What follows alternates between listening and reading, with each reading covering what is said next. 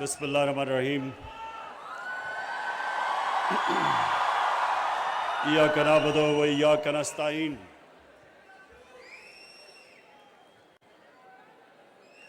सबसे पहले उस्मानदार आपको, आपकी सारी टीम को मैं खिराज तहसीन पेश करता हूं और मुबारक देता हूं आपको।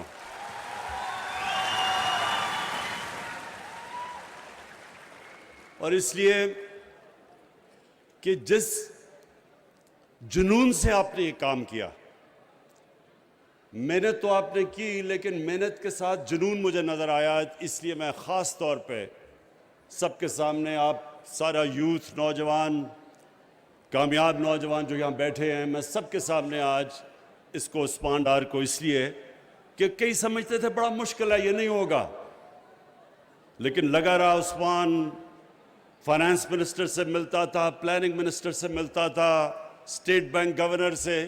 तो ये जो इससे प्रोग्राम अभी तक सामने लेके आए, ये शुरू करना बड़ा मुश्किल था, लेकिन माशाअल्लाह क्योंकि अब चल पड़ा है, तो अब हमें नज़र आ रहा है कि ये हमारे मंसूबों में से इंशाअल्लाह सबसे कामयाब होगा।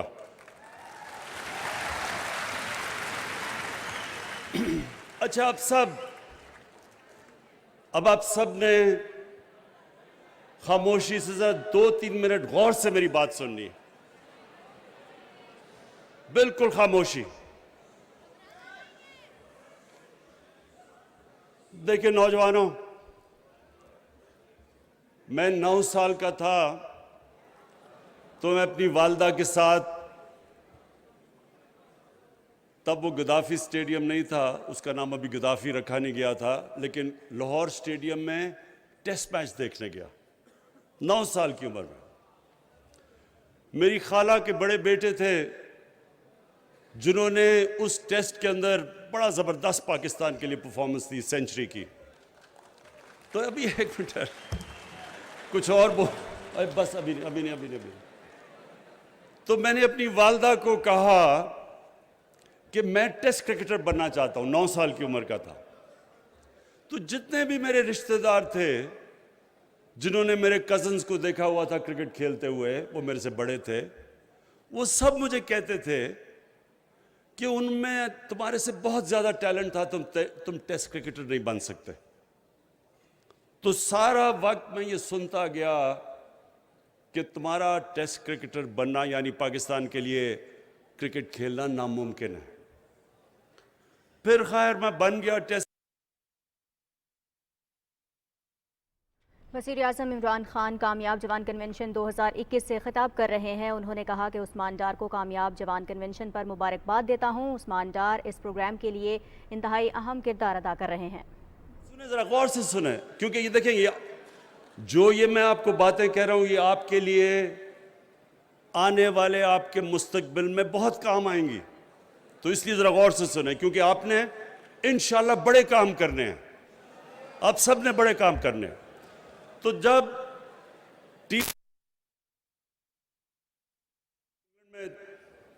इंग्लैंड में वो था, तो अखबार में आया इमरान खान नहीं, इमरान कांट, यानी क्रिकेट नहीं खेल सकता। उसके बाद 4 साल लगे वापस, बड़ी मेहनत की, पढ़ाई भी कर रहा था, मेहनत करके फिर से क्रिकेट टीम में वापस आया और फिर मेहनत की, गलतियों से सीखा, कामयाबी मिली, फिर बड़े बड़े गोल्स किए कि पहले पाकिस्तान का सबसे बेहतरीन ऑलराउंडर बनना चाहता था, फिर दुनिया का, फिर कैप्टन बना, फिर पाकिस्तान टीम को दुनिया की टॉप टीम करना चाहता था। ये सब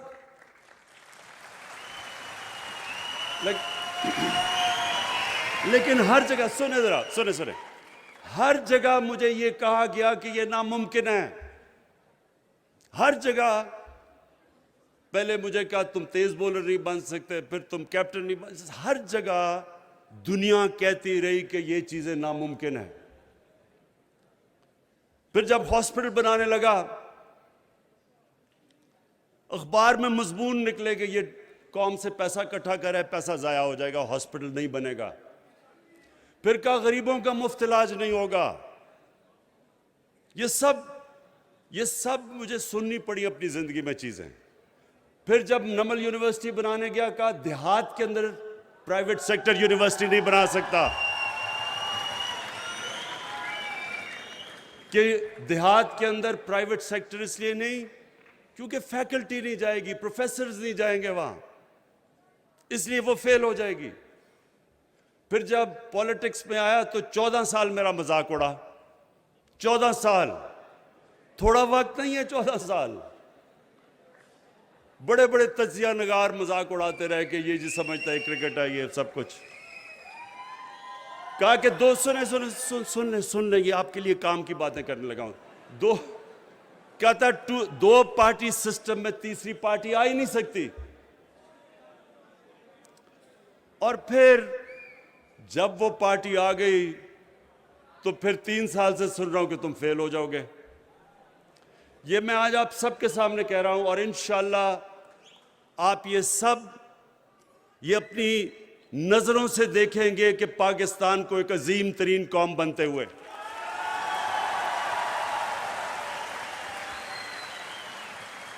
ये मेरी नौजवानों, ये मेरी आखिरी एम्बिशन है जिंदगी की। हर चीज में लोगों ने कहा नामुमकिन है, अल्लाह ने कामयाबी दी। इसलिए कामयाबी दी कि जब से अल्लाह ने दुनिया बनाई है उसने एक असूल कई बनाए हुए हैं कि जिसने भी कामयाब दुनिया में होना है, कोई भी इंसान आज तक मेहनत किए बगैर कामयाब नहीं हुआ। कोई इंसान शॉर्टकट लेके कोई उसने आज तक दुनिया में बड़ा काम नहीं किया।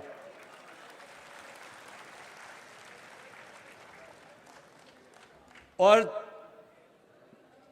कामयाबी का राज क्या है? कामयाबी, नौजवानों खास तौर पे आपके लिए फिर से गौर से सुने, कामयाबी का राज सबसे बड़ा यह है, बड़ी सोच रखना। जितनी बड़ी ख्वाब आपकी होगी उतना ही बड़ा इंसान बनेगा। अल्लाह ने इंसान को इतनी ताकत दी है कि जब अल्लाह ने फरिश्तों को कहा कि आदम के सामने झुको, तो शैतान ने कहा कि मैं तो आग का बना हुआ, मैं क्यों इसके साथ, ये तो मिट्टी का बना हुआ है। तो अल्लाह ने शैतान को क्या कहा कि तुम्हें भी नहीं पता कि मैंने इस इंसान को कितनी ताकत दी है। तो नौजवानों, लोग अपनी जिंदगी गुजार जाते हैं, उनको यही नहीं पता होता कि अल्लाह ने उनको कितनी ताकत दी है। जितना आप अपने आप को आजमाओगे, जितना आप चैलेंजेस के सामने खड़े होगे, उतना आप बड़े इंसान बनते जाओगे। कामयाब वो नहीं होता जो सबसे टैलेंटेड होता है, ज़हीन होता है, अच्छी तालीम मिलने वाला कामयाब नहीं होता। कामयाब वो होता है जो बड़ी सोच, बड़ी ख्वाब रखता है और उसके बाद हार नहीं मानता।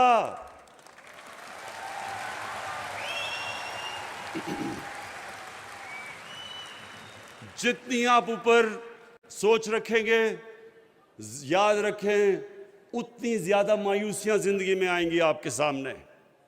और इंसान के कैरेक्टर की पहचान बुरे वक्त में होती है। मुश्किल वक्त में पता चलता है कि इंसान का कितना कैरेक्टर है। अल्लाह कुरान में कहता है कि मैं तुम्हारे ईमान को बार बार मुश्किलों से आजमाऊंगा। क्यों वो अल्लाह हमें मुश्किलें देता है? हमारी बेहतरी के लिए। जब एक इंसान के सामने मुश्किल आती है, उसके सामने खड़ा होता है, बुरे वक्त को बर्दाश्त करता है, अपना जायजा लेता है कि क्या वक्त, क्या गलतियां की मैंने, गलतियों को ठीक करता है, मेहनत करके इंसान और मजबूत हो जाता है और ऊपर चला जाता है। और यह है साइकिल जिंदगी का। असल में नौजवानों, ये मेरी, अब सब ने ये बात समझनी है, कभी आपको हार हराती नहीं है। जब आप हार से, बुरे वक्त से हार मान जाते हैं, तब आप हारते हैं। जब तक आप हार नहीं मानते, सेल्फ एनालिसिस करते हैं। अच्छा, अभी वो शिफा ने कहा कि अंग्रेजी, मैं सिर्फ अंग्रेजी का पहले क्लियर कर दूं कि देखिए, मैं ये कहता हूं कि फंक्शन में सारे पाकिस्तानी बैठे होते हैं, टीवी पे जा रहा होती है फंक्शन, और हम अंग्रेजी में बोल रहे होते हैं। कभी सुना है कि इंग्लैंड के अंदर कोई फंक्शन हो रही है और वो उर्दू में शुरू हो जाए बोलना? कोई कभी सुना है?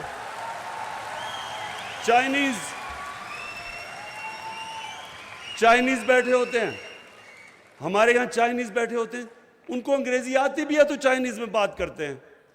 लेकिन हम हर जगह जाके, दो अंग्रेज बैठा हो या कोई फॉरेनर बैठा हो, हम अंग्रेजी में शुरू हो जाते हैं, और हमारे टीवी पे लोग अंग्रेजी समझते नहीं है। तो मैं इसलिए कहता हूं।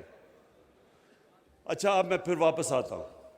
देखें, क्योंकि आपके हाथ में इस मुल्क का मुस्तकबिल है, इसलिए मैं आपको कह रहा हूं कि ये जो मौका मिला है आपको, ये जो आपको स्किल डेवलपमेंट, हुनर सीखने का मौका मिला है, आपको कर्जे मिले हैं जिससे आप कारोबार शुरू कर सकते हैं, ये आपको मौका मिला है कि आप जिंदगी में वो काम कर सकें जो एक मुल्क को भी तब्दील कर दे, आपकी भी जिंदगी बेहतर कर दे। लेकिन कामयाबी तब होगी जब आप इस मौके का फायदा उठाएंगे और मेहनत करेंगे, बुरे वक्त से सीखेंगे।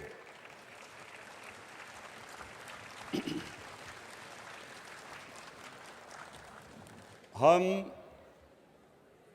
पाकिस्तान को, हमें ये पता है कि बड़ा मुश्किल वक्त है हमारे पे। मुश्किल वक्त क्यों है? दुनिया पे मुश्किल वक्त आया हुआ है। मुश्किल वक्त क्यों आया है? कोरोना की वजह से। सदियों में एक दफा इतना बड़ा सुन ले, बाद में नारे मारना, ये मेरी जरा गौर से बात सुने।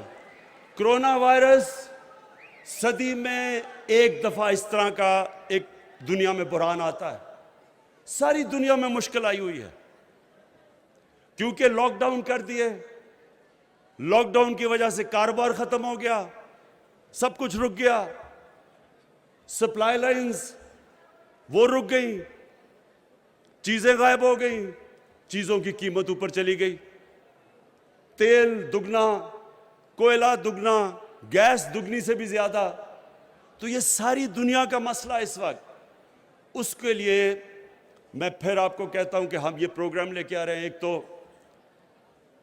कामयाब जवान तो आपके सामने आज, लेकिन कामयाब पाकिस्तान जो भी शौकत तरीन ने बताया, सूद के बगैर कर्जे, 40 लाख खानदानों को उनको हुनर सिखाना, सूद के बगैर घर के लिए कर्जे, यानी घर बनाने के लिए पहली दफा पाकिस्तान में हो रहा है कि हुकूमत सूद के बगैर कर्जा देगी ताकि गरीब घराना अपना घर बना सके। और सबसे ज्यादा जो मुझे फख्र है आज, नौजवानों, सबसे ज्यादा फख्र मुझे इस चीज पे है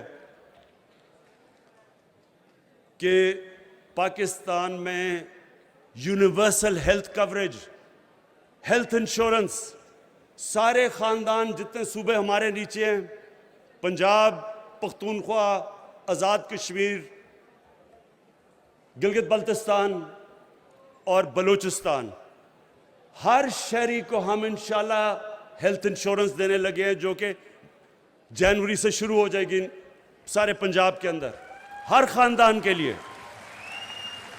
और इससे यह होगा कि किसी घर में भी बीमारी हुई तो 7 लाख से 10 लाख रुपए किसी भी अस्पताल में जाके अपना इलाज करवा सकेंगे। ये मैं हमेशा समझता था जब शौकत खानम कैंसर हॉस्पिटल बना रहा था कि अल्लाह ने मुझे कभी भी मौका दिया। शौकत खानम कैंसर क्यों बनाया था हॉस्पिटल? क्योंकि कैंसर का इलाज सबसे महंगा है।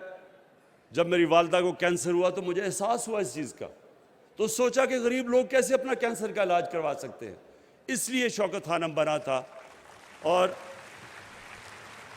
तभी मैंने इरादा किया था कि अल्लाह ने मुझे कभी भी मौका दिया तो सबसे पहले हेल्थ इंश्योरेंस लेके आएंगे कि गरीब से गरीब घराना में भी अगर मुश्किल वक्त आता है तो उनके पास कार्ड हो, किसी भी अस्पताल में जाके अपना मुफ्त इलाज करवा सके। अब मैं आजकल, क्योंकि आपको पता है टेप्स की बात हो रही है, तो मैं भी टेप्स की बात कर ही दूं। टेप्स निकल रही हैं,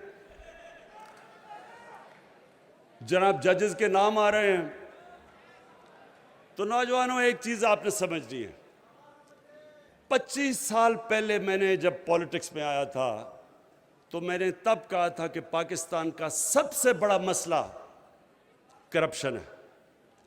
ये टेप्स जो हो रही हैं, ये जो सारा ड्रामा है, अब आप समझें कि ये मसला है क्या मुल्क का। जिस मुल्क के अंदर उनका सरबरा, प्राइम मिनिस्टर और वजीर चोरी शुरू कर दें, मुल्क के पैसे को चोरी करके बाहर ले जाना शुरू कर दें, और वो बाहर क्यों ले जाना चाहते हैं, क्यों ले जाना पड़ता है, क्योंकि अगर मुल्क में पैसे रखेंगे तो नजर आ जाएंगे लोगों को, इसलिए उनको बाहर भेजना पड़ता है। तो दुगना नुकसान मुल्क का करते हैं। तब से मैं कह रहा हूं कि कौमें गरीब इसलिए नहीं होती कि उधर वसाइल की कमी है, कौमें गरीब इसलिए होती हैं कि जब उनके अपने सरबरा, उनके प्राइम मिनिस्टर, वजीर, जब वो मुल्क का पैसा चोरी करते हैं, वो मुल्क कभी आगे नहीं बढ़ सकता। अब यह हुआ क्या है, जरा ये आपने समझना है केस क्या है। पैनामा 2016 में पैनामा केस आया। वो पैनामा केस में क्या चीजें निकली, दुनिया में जिन लोगों ने अपना पैसा छुपा के ऑफशोर अकाउंट्स में रखे हुए थे, उनके नाम आ गए। उनमें से एक नाम आ गया कि जनाब जो 4 लंदन के अंदर अरबों रुपए के महंगे तरीन इलाके में फ्लैट हैं, उनकी मालिका मरियम सफदर थी। इधर से शुरू हुई बात। उसके बाद अदालत में केस गया, उसके बाद जेआईटी बनी, उसके बाद फिर सुप्रीम कोर्ट में आया और फैसला किया गया कि नवाज शरीफ को सजा हो गई। अब बजाय ये कि आप सिर्फ ये बता दें अदालतों को या पाकिस्तानियों को कि पैसा आया किधर से ये लंदन 4 बड़े बड़े फ्लैट लेने के, बजाय ये बताएं पहले क्यों निकाला,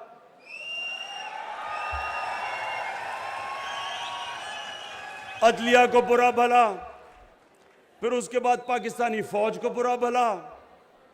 मैं तो खैर बुरा भला हुई, मुझे तो वो कहते हैं बहुत जालिम हूं मैं, तो सबको बुरा भला। भाई आप जवाब दें कि आपने ये 4 फ्लैट लिए किधर से। सारी चीजें कह रही हैं लेकिन जवाब नहीं दे रहे हैं। मेरे ऊपर इन्होंने केस किया, सुप्रीम कोर्ट में लेके गए, मेरा भी लंदन में फ्लैट था। मैंने सुप्रीम कोर्ट में एक एक चीज की 40-40 साल पुराने कॉन्ट्रैक्ट्स के मैंने कागजात दिए, जबकि मैं तो पब्लिक ऑफिस होल्डर नहीं था, मैं तो एक खिलाड़ी था। उसके बावजूद जो अदालत ने मेरे से रसीदें मांगी मैंने उनको दी। 10 महीने लगे। मैंने क्यों, और इन्होंने अभी तक, जब इन्होंने अदालत में पूछा, पहले असेंबली में झूठ बोला, ये हैं जी दस्तावेजात, वो फ्रॉड निकले। फिर कतरी खत आ गया, वो फ्रॉड निकला। फिर क्लिबरी फॉन्ट आ गई, वो भी फ्रॉड निकली। उसके अभी तक एक कागज नहीं ये बता सके कि 4 लंदन के फ्लैट किस पैसे से खरीदे गए, क्योंकि चोरी का पैसा था। अब सारे पाकिस्तान के इदारों को बुरा भला, लेकिन जो मुझे अफसोस है, और मैं ये आखिर में आपसे सबसे बात करना चाहता हूं, ये आखिरी बात है, ये समझ जाए। अफसोस किस चीज का है कि एक लाहौर में फंक्शन होती है, उधर चीफ जस्टिस को बुलाया जाता है, सुप्रीम कोर्ट के जजेस को बुलाया जाता है, उधर कौन तकरीर करता है? जो आदमी सुप्रीम कोर्ट ने जिसको कन्विक्ट किया हुआ है, जो झूठ बोल के मुल्क से बाहर भागा हुआ है, वो तकरीर कर रहा है। मेरे नौजवानों, एक मेरी बात सुन लें आप। कौम कभी खत्म नहीं होती पैसा चोरी सिर्फ करने से।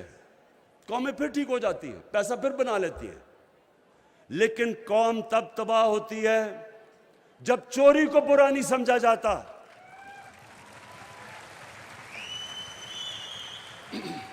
जब एक कौम की अखलाकियात खत्म होती है, कौम खत्म हो जाती है। मौलाना रूमी ने किसी ने पूछा कि कौम कैसे मरती है? मौलाना रूमी ने कहा, जब वो कौम, उन्होंने दो दरख्तों की मिसाल दी, एक खुशबूदार दरख्त और एक बदसूरत। कहता जब इनमें फर्क खत्म कर देती है, अच्छे बुरे की तमीज खत्म करती है, कौम मर जाती है। नबी सल्लल्लाहु अलैहि वसल्लम ने जो मदीना की रियासत बनाई थी, उसकी बुनियाद रखी थी अच्छे को अच्छा कहो और बदी को खत्म करो। अच्छे को अमर बिन मारूफ, बड़ा कुरान की आयत कि हमारे ऊपर फर्ज कर दिया कि अच्छे को अच्छा कहो, बुरे को बुरा कहो। जब तक एक कौम की अखलाकियात कायम रहती है, वो कौम को कोई खत्म नहीं कर सकता। जापान, 2 एटम बम गिरे जापान के ऊपर, 10 सालों में जापान फिर खड़ा हो गया। एटम बम भी तबाह नहीं कर सका क्योंकि उनकी अखलाकियात कायम थी। जो मदीना की रियासत की बुनियाद अखलाकियात पे हमारे नबी सल्लल्लाहु अलैहि वसल्लम ने रखी थी, उसके बाद खुशहाली आई थी। तो मेरे पाकिस्तानियों, ये मैं आप सबको आखिर में ये कहना चाहता हूं कि ये कौम वो कौम बनने जा रही है जो आप अभी तसव्वुर नहीं कर सकते। अल्लाह ने इस कौम को सब कुछ दिया है, टैलेंट दिया है। यही नौजवान बाहर जाते हैं, एक से एक बड़ा काम कर देते हैं। हमारा सिस्टम क्योंकि करप्ट किया हुआ था, इसकी वजह से थोड़ा टाइम लग रहा है सिस्टम को ठीक करने में, लेकिन मुझे कोई शक नहीं कि ये अजीम कौम बनेगी। लेकिन एक चीज मैं ये भी जो आखिर में आपको कहा कि ये भी मेरे जहन में है कि कभी भी जब तक हम अपने अखलाकियत, हम अपने मॉरल स्टैंडर्ड्स ऊपर नहीं उठाएंगे, हम वो उधर नहीं पहुंच सकते जिधर हमें पहुंचना चाहिए। इसलिए मैंने रहमतुल लिल आलमीन अथॉरिटी बनाई है। और इसका मकसद क्या है कि नबी सल्लल्लाहु अलैहि वसल्लम की ज़िंदगी से, उनकी सीरत से सीख के, उनके कैरेक्टर को अपनी ज़िंदगियों पे, उस पे अमल करें हम, यानी अपनी ज़िंदगी में लेके आए। हम आशिक रसूल हैं सब, हम उनसे प्यार करते हैं, लेकिन जो उनकी सीरत है वो अपनी ज़िंदगी पे लागू नहीं करते। और सिर्फ ये हमारा मकसद है कि अपने स्कूल के बच्चों से शुरू करें, उनको उनकी ज़िंदगी से सिखाएं, कैरेक्टर बिल्डिंग करें, क्योंकि अजीम कौम का अजीम कैरेक्टर होता है। उस्मान, मैं आखिर में आपको और आपकी टीम को फिर से खराज तहसीन पेश करता हूँ। एक ज़बरदस्त आपने ये जो प्रोग्राम किया है।